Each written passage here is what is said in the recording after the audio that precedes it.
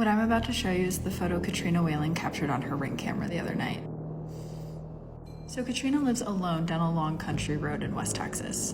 And 3 nights ago, she invited a friend over for dinner at 7 p.m. But 7 rolls around and her friend's not there. And then 8 rolls around and her friend is still not there.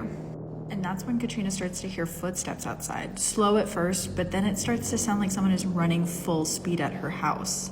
Thinking it's her friend, she goes to open the door, but no one is there. So Katrina calls her friend, but then when the other line picks up, it's just heavy breathing.